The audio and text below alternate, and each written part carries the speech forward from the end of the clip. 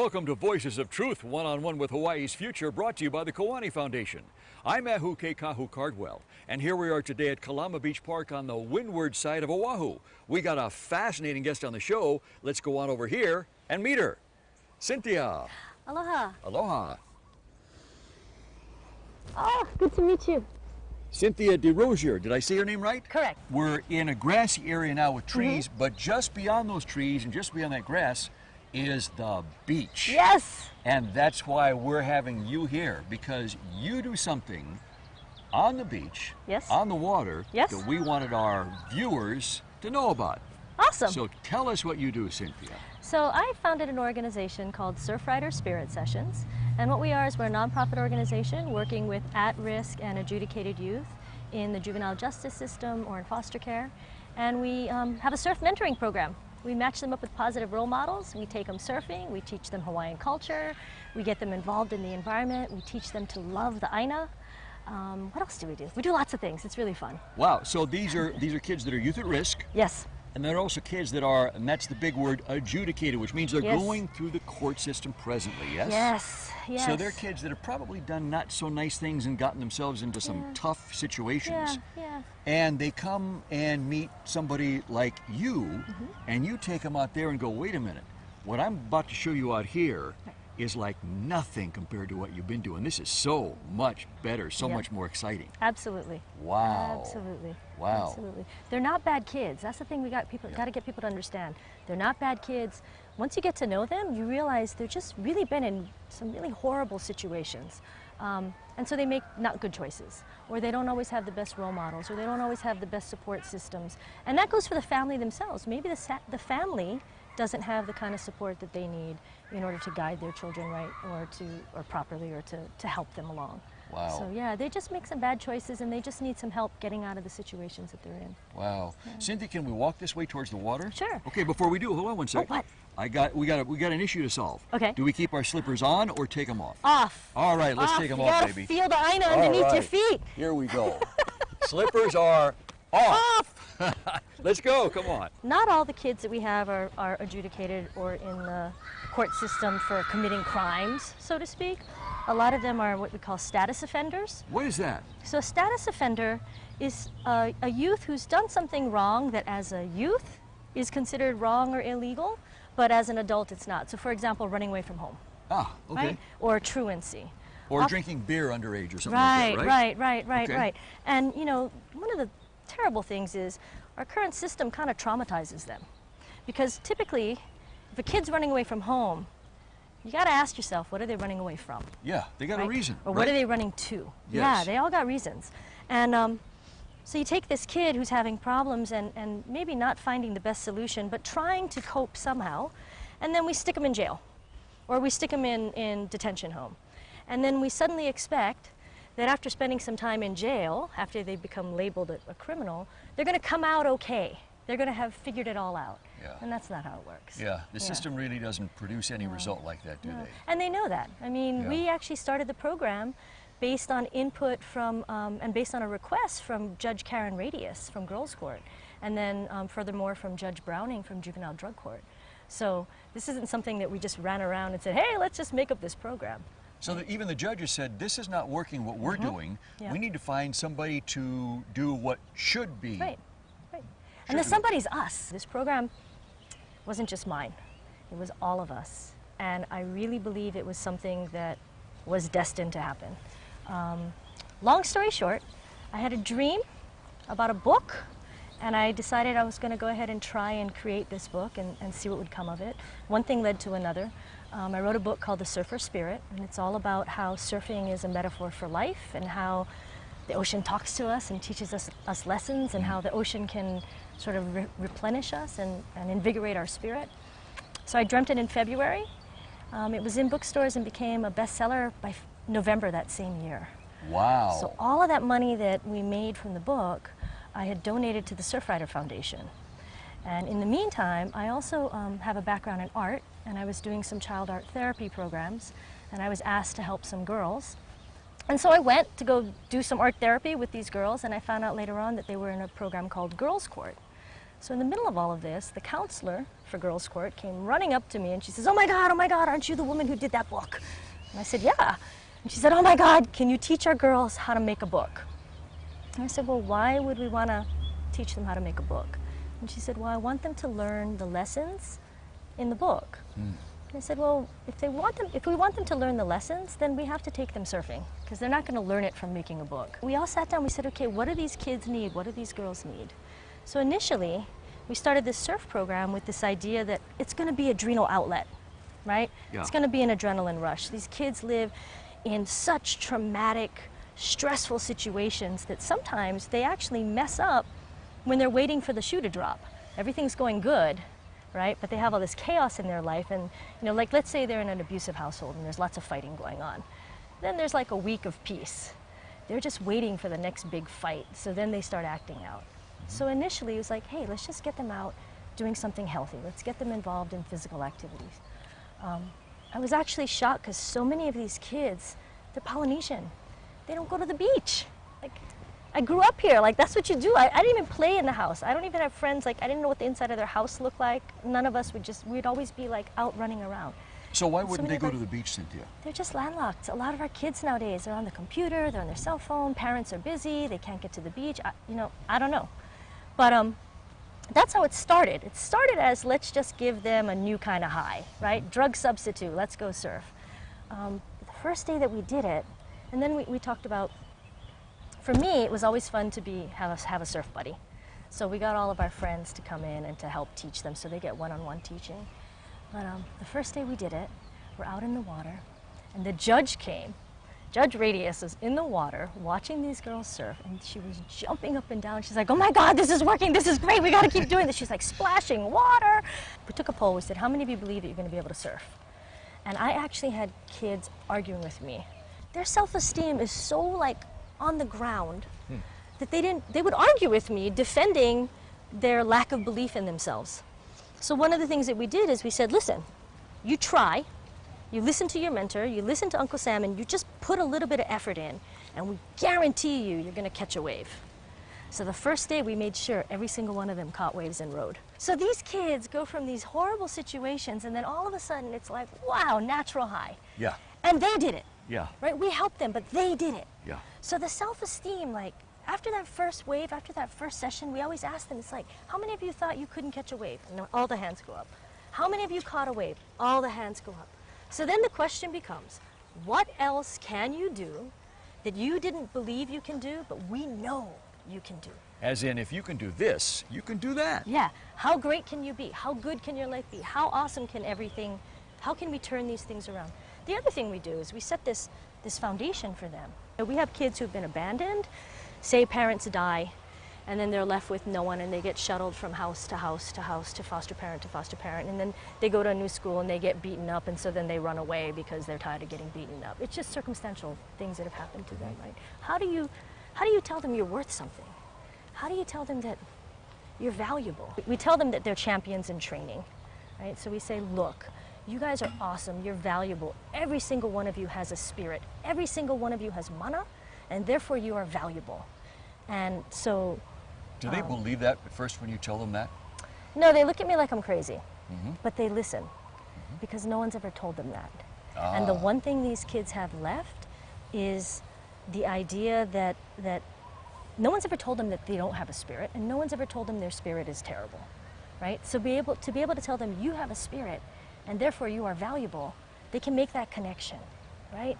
And then when they surf, they get that rush. We're like, what is that? That's your spirit. So it's all linked in to surfing. So Hawaiian culture, everything that they do has value or purpose, right? Yep. So what's the purpose in surfing? It's just to have fun. Yeah. Well, what's the value in that? It's to actually feed your spirit. Finding yourself. Find yourself, and it's in the name. So He'enalu, Ramsey Tom taught me this, right? He'enalu is the Hawaiian word for surfing. He'e, slide. Nalu is churning water. But there's always hidden meaning, and there's always a deeper spiritual meaning. Nalu is also amniotic fluid. So when you're born, you He'enalu. And the Nalu out there is considered the womb of Mother Earth. And so when we're in the Nalu together, and we come out together, we're family. So we tell them that story and we say, so this is the purpose to He'enalu, this is the purpose to surfing. Then there's the Hawaiian tradition of pikai or pivai, right? Which is to cleanse in water, or pikai to cleanse in the ocean. So to let all the negativity go, to restart. So if you He'enalu, not only are you pikaiing, not only are you cleansing, but to He'enalu, to sort of be reborn, to start fresh, to start clean. So whatever happened in the past, we can like hit the reset button. We go pikai, pivai, He'enalu, start again. So that's the first thing we tell them. And then they look at me like I'm crazy, and then they catch a wave and they go, I get it! And then the other thing is we tell them, how many of you have been called delinquents or screw-ups or whatever? And, you know, the hands go up. And by the way, not all of our kids are in the court system for errors. Some of them are in the court system because they're in foster care. Some of them are in the court system because they have guardianship issues, right? We also have kids that have been abused. Psychologically, physically, so they just have court supervision. We had a girl who, both of her parents were on ice, really, really heavily addicted, kicked her out in the middle of the street. She was homeless, and nobody knew where she was, and she managed to find her way to show up at surf session one day. Really? Yep, and so we were able to help her, you know, get her connected to the right people, get her some shelter, and get her into the right care, but they sought us out. You know, So that tells me that the word got out about you guys, huh? Yeah. In the Wow. beginning, it was like, I don't want to be with you. I don't want to wear the rash guards. Now it's like, oh, give me the rash guard. All right, we're hanging out. Yeah. Our reputation Wow. has gotten it. But it's when I say our, it's us. It's any of the mentors who care enough to give up their time and to just sit and listen and talk to these kids. That's all it is. It's just being who you are and paying attention. Most of these kids are not seen. They're not seen for the valuable spirit and mana being that they are, you know? So just spend your time with them. Okay, Cynthia, so how many girls did you initially start out with? 8. 8, okay. 8. And then how did it begin to grow, yes? Yeah. God. We started out with 8, and it was just going to be one surf session. The judge was jumping up and down, so we're like, okay, let's do it again. And so we just kept doing it. We kind of fell around 9 weeks. We ran 2 cohorts with girls' court. It was just for girls' court. And then we got a call, Judge Browning at Juvenile Drug Court. Hey, I heard you guys got a surf program. I got a bunch of boys. How do we get in? And so we talked about that. And I had a lot of male mentors, a lot of guys surfers who wanted to help. So, and it's gender specific, right? So the girls have female mentors and the boys have male mentors. So then we just kept going. Wow. And we just kept going, and now we work with all kinds of different groups, foster care. We have late stage adoption agencies because there's some bonding issues and trauma prior to being adopted. We keep the groups small, so we max out at 15 to 17. But how many groups do you have, Cynthia? We do. How many have we done altogether? Yeah. We've been doing this for 9 years. Oh my goodness, And, that's a lot of boys and girls. Yeah. Wow. It's well over 300, approaching probably 450. Wow. Yeah, but the groups are small because you can only have about 16 or 17. For each kid, you have a mentor, right? So now if you've got 15 boys, you've got 15 mentors, so that's 30. Then you've got the staff and the instructors. So it's like up to 40 people in the water. But you max out on 15 per session. guys, 15 Yeah. guys, 15 gals Yeah. per session. Yeah. Great, Yeah. super. Yeah. Well, you know what? I see we've reached the The beach. beach. This is where it happens, huh? Well, not this beach in particular, but in that ocean, yes. In that ocean, wow, look at that. How could anybody not get excited about my that and God. find themselves there? It's just, I have a friend, she laughed at me the other day. She's like, oh my God, Cyn, I can't believe every day, I talk to her almost every day, and every day I'm like, oh my God, look at that, it's beautiful. Oh my God, that's so awesome. But it is.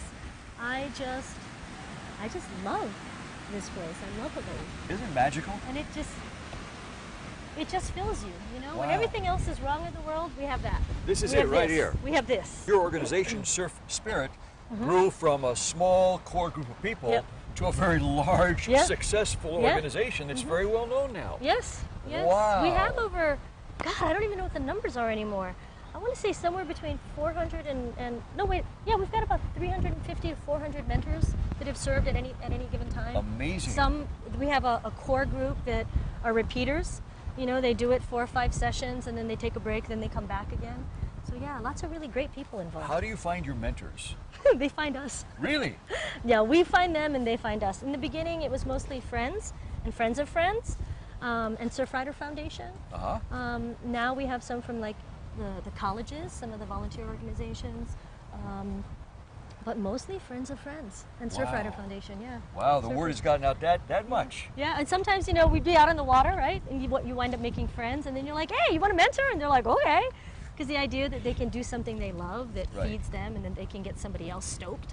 Right. It's a win-win for everyone. Every single mentor has said to us, I get more out of the program than I gave. Because these kids are, God, they're awesome. I love them. You know, you get them to catch a wave, and they are hugging you like you just gave them the best Christmas of their life. Wow. And helping them is sometimes so very simple. Some of it's traumatic. Sometimes they tell you their personal stories, and it's frightening to think that people go through the things that these kids have gone through. Yeah. On the other hand, to know that you can help and to see their strength, and to see, like, when that switch goes off, when you start seeing them believing in themselves, and you start seeing them committing to doing better. I mean, we do a malama aina, right? In the beginning, they're like, well, I'm going to pick up rubbish. But at the end, these kids are like, they're scrambling. They want to save turtles. They want to make the Hawaii a better place. They want to make a difference. Oh, my God, yeah. So when you see that and realize that you were part of that, there's no better feeling. There's no other way to describe it. The very first group of girls that we had, one or two of them just didn't want to leave. Like, they would just hang out. So I was like, okay, help us fold rash guards. Hey, help us put away the books. Then we formalized it, and we actually turned it into an internship. And as we grew, we needed a lot more admin help, or a lot more help with our equipment, or help managing the group. So these kids got trained, and yeah, now they're part of our staff. Amazing. Yeah, and then they've actually helped us develop some of our lessons. So everything that we've done in the program is based on the feedback from the kids. We've had our kids, our junior mentors, actually teach some of the lessons, or teach some of the activities. So yeah. Wow, that's amazing that, you know, a program that you initially designed kind of like the bare bones of ends up getting designed by the participants. Yep. And they designed this program that's hugely successful. Yeah. But when you stop and think about it, Cynthia, who's a better expert to design something like that than them? Right, exactly. I'm just the facilitator. That's what I mean. When I say that this program, it's our program. Yes. I can point to any part of our program. I can, whip out the manual and say, this came from so-and-so, that came from so-and-so. I'm just the collector. I've just been the person to kind of manage it and pull it together. How long did it take you to see that? See that part of it? Yeah. Day one. Day one, because when they kept asking me to do this, I kept saying, I'm not doing it on my own. And my background is as an art director and a creative director, so that involves bringing together different talents and working together as a team. So that was part of my mindset. But also, it's a kako thing, right? It's total Hawaiian style. Everybody has an expertise, and when you put it together, you get a much richer thing. It's like stew. Right? You put all the ingredients together and you cook it long enough, you're going to get really amazing product. Sure, but not everybody has the skills to put a team together and have it work cohesively. That's true. See? That's true. Yeah. That's true. So that's part of what you contributed, yes. Yeah. I was fortunate and blessed enough to be born in Hawaii, to be raised in Hawaii. Yes. To have many people hanai me. Right? Adopt you and and mentor you just like you do for the girls. Yeah. I had parents that were mavericks that pretty much said, hey, you know what? If you think you can do it, go for it. No boundaries, lots of support. I firmly believe that all of us have a kuleana to give back, right? Hawaiian style, right? We every day we live here in this place that's so beautiful that people spend thousands and millions of dollars to have a home or to visit. Or live near that. And live near that. And we're blessed to be here, right? Yeah. But part of our kuleana is we got to give it back. Yeah. We got to protect it, and we got to give back. We can't just sit here and take. Oh, it's so beautiful. It's all for me. No, we got to give back when we can. These kids are so strong, and they're so vibrant. We run a program with Iolani School. So we work with kids who come from a much different background, right? That's the rich kids. The rich kids, yeah. Right? Yeah. So they have their own challenges, right? Their challenges they are so focused on, I got to do better, I got to achieve. They catch a wave. Here's the difference. Our kids catch a wave. It's like, first wave, how was it? What? It was so great. Iolani kid, I got to go back, get another one. Right? So they don't know how to have fun. They don't know how to for enjoy them, themselves. It's never enough. It's never enough. Wow. Right? But our kids, they know how to appreciate what they get, and they treasure it, but also they're strong. The first time I did this with Iolani, and not all the kids are like this, but it's just sort of a funny story, right? First time we did this, I had a kid going, Auntie, where do I put my bag? Auntie, do I wear my goggles? Like, do I have to wear my goggles? Surf? You know, Auntie, what do I do? And then our kids, they come and they're like, oh, Auntie, should we help you with the like, they just are more willing to take chances and more willing to step up. They're and real, not afraid aren't they? of, yeah, they're not afraid of, is it the right thing? Is it the wrong thing? You know, which is partly how they got in trouble. But the point is, these are the people that are going to be changing the world, if you can point them in the right direction, because they have that energy. It's the champions in training, right? They're building up this muscle. They're building up this resilience. And they have these skills. So to me, that's what we lose, right? We lose the richness of the spirits of these kids if we don't let them grow. It's like a seed, right? You don't know how big the tree is going to get or what fruit is going to come, but if you don't plant that seed and nurture it, you've lost something vibrant. That to me is the bigger cost, right? What kid is going to like find the cure for cancer? What kid is going to be the kid who, you know, I don't know, discovers something amazing? Or what's the kid that's going to pull everybody together and rise up when there's an emergency, right? How are we not showing them what they are capable of? And how are we preventing our society from reaping that benefit? We got to get involved. You got to get involved. You know, you got to start supporting programs like ours, and make donations and get involved where you can, however you can, or tell people about it. But I think it all starts with, before all of that, not judging. Not making a judgment. Because you don't know what these kids have gone through. Right? We don't know what they've endured. We had this one kid. His father left when he was very young. Mom died of cancer. He went to go live with a family member. 2 years later, that family member died. 2 years later, the next family member he went to died. Just, life is funny, right? Yeah. So, he's living somewhere, everything's great, and he starts running away. When does he start running away? Right at the second year. Because in his internal memory bank, he believes that whoever he's with is going to die. He doesn't even know it. It's completely subconscious, right? Once he became aware of it, though, and once he realized that he mattered, his life changed. And this kid is a phenomenal artist. He's done really beautiful work. And he's going off to college now to study art. Who knows how he's going to beautify the world? But you cannot judge him, right? You're like, oh, he's a delinquent, he's running away. You know, or the girl whose parents are on ice. It's not her fault, you know? And judge the parents. We don't know what the parents' problems are. We can't judge. The minute you judge, it's like giving yourself license or permission to not care. And that's not Hawaii. That's not aloha, right? Aloha is we care about each other. And I worry about our evolving culture here. Because if we lose that, then we lose everything. We live on an island. We've lost Hawaii. Yeah, we lose everything. So we have to learn to care about each other, we have to learn to care about the land, and we have to learn to not judge whenever possible. So it starts with that. How can people get involved? With us, they can just email us, go online. Okay, but if it isn't you, then how can people get involved? People watching the show right now, and they go, you know, this sounds really interesting. I'm with you all the way. I want to get involved. How do I get involved? Wow. What's the first few steps I take? I think you start thinking about what is it that you're interested in? What do you care about? Because I have a fundamental belief that each and every one of us is a unique set of talent, skills, opportunities, perception, right? And that unique combination that makes us ourselves is the very thing that should guide us into what it is that we have to offer the world. Because everybody has a kuleana, everybody has something to offer the world. And if you look at who am I, what makes me me, what is my best strengths, start with that. And then figure out who needs this thing that I have, who needs this culture, who can benefit from this, and give freely. Don't try to sell it always, but give it where you can. Yeah, so it starts there. Wow. You know, Cynthia, Voices of Truth, the one-on-one with Hawaii's Future, doesn't air just in Hawaii. Yeah. It airs around the world. So somebody, probably I was going to say could be, but I'm sure is watching you and me right now. That a young guy or gal who is maybe on the exact opposite side of the planet, and they're in deep trouble.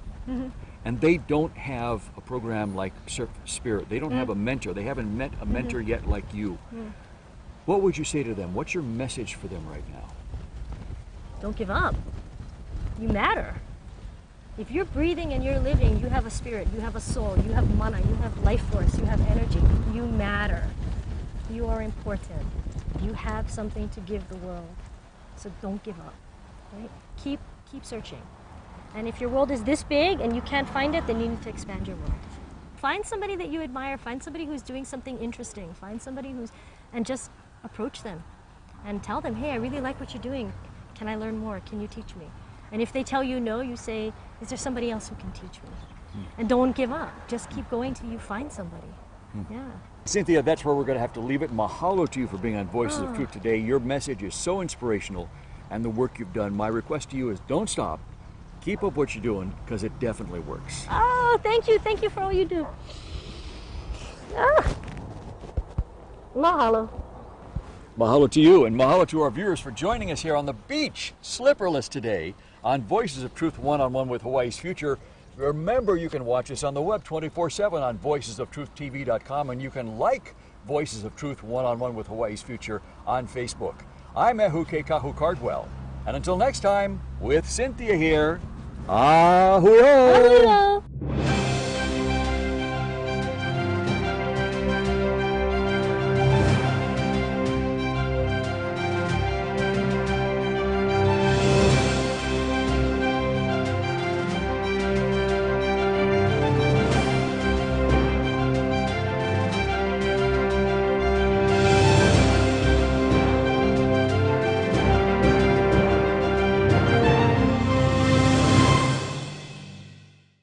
Mahalo for watching Voices of Truth One-on-One with Hawaii's Future. Watch us on the web 24/7 at voicesoftruth.tv.com.